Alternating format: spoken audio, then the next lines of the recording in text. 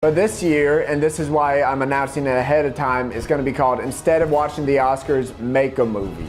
And the idea is I'm still going to make my own movie. I'm still going to live stream me making my own movie. But I want everyone who has any sort of ambition or any sort of want to do this to just dive in. And during the 3 to 4 hours of the Oscars, shoot your own 40-minute plus movie. Dude, do you want to see a blunt trick? A blunt trick?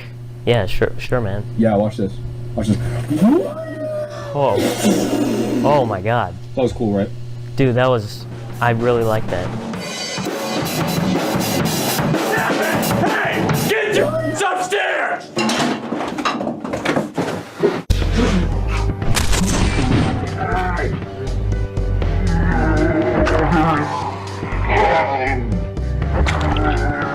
Tell my brother this next part. I believe in him with all my heart. I make sure I tell him every day. I'm the most important. Yeah. So obviously we're in like a very different situation than anyone else, seeing as I live in Ohio, you in Louisiana. So we couldn't really we couldn't really make a movie in a conventional way. We had to be creative. And so we had to make it seem like we were in the same room, which it was very obvious we weren't. The whole movie thing it was just a way for me to have an excuse to make more stuff. So in that sense, it kind of breaks you out of the laziness where, sometimes you just have these dry streams a little bit. But yeah, it's just an excuse of, hey, this is a call to action, essentially, to make something. So whether you're doing it for this or something else, it's always something that's in the back of my mind that I want to do. So just having someone essentially push you towards it is enough for me on that. It's obviously a very silly movie, the way it's portrayed, but it, like I said, has some underlying meaning that we intended to portray. Right. And I guess it's kind of expanded this like aperture of sorts, like this creative aperture, this hole that was small, but now I don't know where I'm going with this. I'm trying to be Philosophical, okay. bro. Ignore all that. So, this movie's definitely made me more inclined to make things, just because I've been exposed to the fun of it. It was a very stupid thing, like it's a very silly movie as it's portrayed, but it had some underlying deeper things in it, despite how stupid it seems. So it's inspired me. Joel's inspired me to make a movie that's inspired me.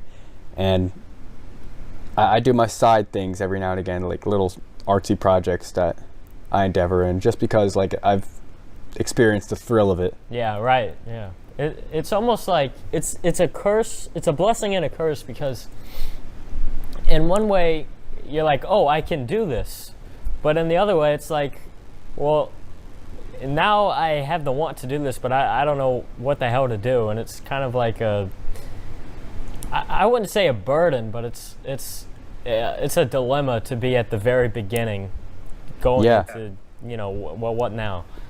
But that was partially exciting because we had no idea what we were doing and we pulled it off. And let me, full disclosure, let me say, by no means would I want my family to watch this movie, nor many other people. It's very, very bad, but it was fun and it's done well for what it is. In other words, it's efficacious. I mean, it produces its intended result. And that's exciting because like I saw we can do it, even though we had no idea what we were doing or where we were going. Yeah. And I think if we interviewed a whole bunch of more people, I think we'd get a similar sentiment of, just freestyled it and, wow, look what I did. And that's kind of, 500 plus people that made movies, plus all the people that were in each other's movies. And Joel really stresses that. He stresses that movies can be really organic if you let them be. And I thought that was kind of like, that's an exciting concept, but there's no way I'd be able to just let something happen like that. I'd have to rehearse it. That's how I've always been. I have to write it down, plan it out. But this was 90% improv, and it still worked, and it showed me that Joel was right and that you can make something if you just kind of like let at it, like don't think, just do kind of thing. So Joel Haver has a pretty big following, and so lots of people submitted movies, lots and lots of people, and he put them up for public display so I can go look and watch other people's movies that they sent to him. And so one particularly stuck out to me, Dear Diary by Guyman, who's we've recently got in contact with more because he's just a real cool guy, man. I don't know. Are we keeping that? Essentially, most of what I do is comedy based, and I don't really take anything too seriously. So my thought process on that was, what's something that's really hard to talk about, and let's make it a little more lighthearted and still get the message out there of like, it's a serious thing and you want to take it seriously, but you don't have to be afraid to talk about it, and just make people known about it. So, I've only seen like around probably less than 10 of the other films that were made, probably like 6 or 7. Have you seen any that have like stood out to you? Yeah, so in general, I would say all of them I've seen are good. Like, I think you can go to any video on that playlist and you'll find something good. Because you can tell when you're watching it that a lot of the people have never made videos before. Right. And so even if it's their first time, and you can tell like, oh, this is extremely amateurish or something like that, and people are going really far out of their comfort zone to do this stuff. You can still see the passion that they put into it, or the want to create or do something special, kind of time capsule it a little bit.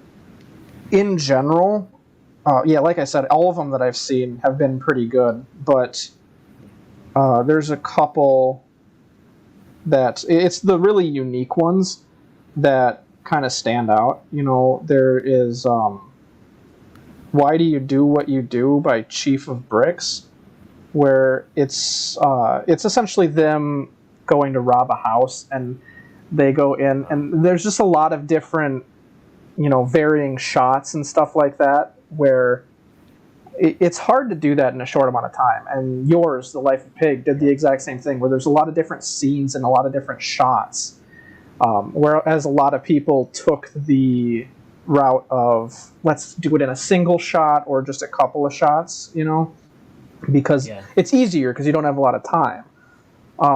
And then there was also another one. It's Red Means It Stops Recording by Baker Second Productions. I thought was just a really unique premise.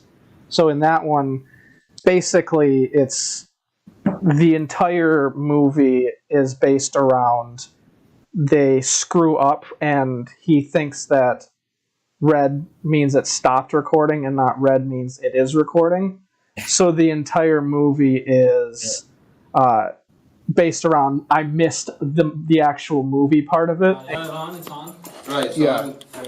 we're gonna Yeah, do it's like on. Like an action It's not recording, thing. right? No. And this is the parts that no one's ever supposed to see, and that's the whole movie. It's just a unique spin on it, I think. I feel like that's something you would do. I definitely would. Yeah, that's right in my wheelhouse. Dude, I really like that. You think you can do it again? I can do it again? Yeah. Okay. I'll do a different one. Okay, yeah, Watch this. sure. I call this the launching weed.